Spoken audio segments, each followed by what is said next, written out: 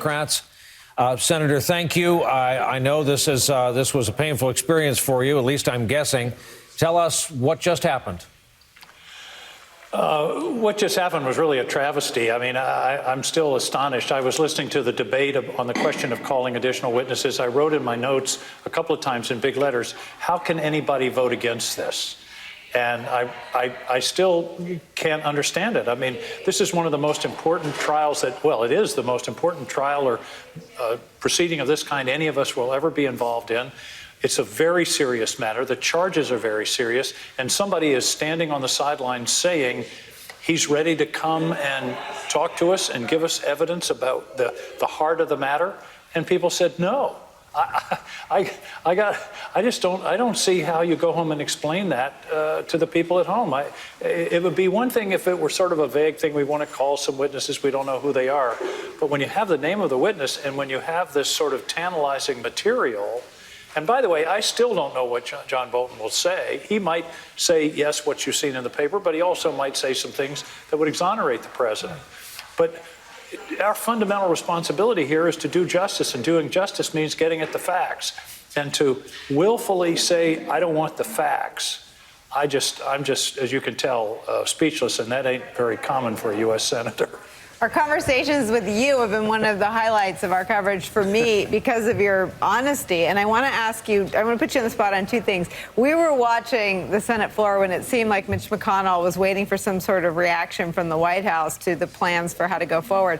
We saw you walk over to the Republican scrum. Did you know at that point what was going to happen next? Were you seeking information? And because you seem to be someone who has relationships on both sides of the aisle, was there any shame in the vote that they marched their members over the cliff over? 75% of Americans would like witnesses. That caucus voted against the will of 75% of the public.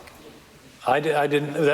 That wasn't really the discussion. I talked to Ted Cruz about what it was like to have Alan Dershowitz as a law professor. What'd he say? But he said he was the best professor he'd ever had. Wow. Although I think he really hurt his cause the other night. Me too. And I think it was unfortunate, but no, it was not terribly substantive. I am concerned that we not let this really tough, hard problem divide us to the point that we just can't do anything else. In other words, that you don't want to say you maintain your friendship and that kind of thing, but we have to have some relationships if we're going to get anything done around here. And there is important work. I mean, when this is all over, we've got prescription drugs and health care and energy and a lot of important things to do. And I've been doing a little. I told somebody yesterday I'm the catcher in the rye. I'm trying to grab people before we fall over the partisan cliff entirely. Senator Caulfield, in keeping with your theme, you've always been very gentlemanly talking about your fellow senator from Maine, but the voters of Maine tonight know that their senators are 2-0 on this question, that you both voted together on this. Well, and I think that's right, and I think Susan Collins did the right thing. She and Mitt Romney were the only Republicans to vote to have witnesses. She's pretty much telegraphed that for a couple of weeks, and I think she realizes that, and so I think that was an important vote. But ultimately, if we didn't get to 51, it's all for naught. Does hope spring eternal on your side? I mean, the hypothetical I just posed to Claire McCaskill. John Bolton sits down, does an 2-hour-long television interview with damning information in it, the kind of information we can pre-order on Amazon in book form. Does that change anything when you come back? Does that change the debate? Well, let me just say, first, it's frustrating to me that there's some editors in New York, book publishers in New York, folks in the basement of the White House who all know about this evidence, and we, the U.S. senators who have been hired to make this decision, don't know it. The answer to your question, sadly, I think, is it wouldn't matter. Remember President Trump's old line about I could shoot someone on Fifth Avenue and my followers would still follow me?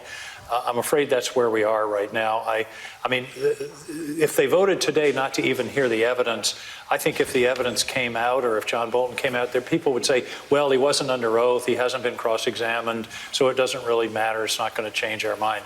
You know me, I'm a perennial optimist, but I'm afraid in this case, I think the votes are locked in. Senator, what do you do with the information, though? Because and not just beyond the context of impeachment, in a traditional oversight role, if that still exists, it seems that the Republicans in the chamber aren't sure it does. But what do you do with the allegation that John Bolton went to the Justice Department, told the Attorney General, William Barr, that he's concerned that Donald Trump's doing favors for dictators and nothing happened? What do you do about the fact that the lawyer who was defending Donald Trump in that body seems to be a participant or a co-conspirator if it turns out that it's some sort of conspiracy to extort a foreign leader for political information on Joe Biden? I mean, what do you do with the body of information that at least John Bolton and Lev Parnas and others have now put out there?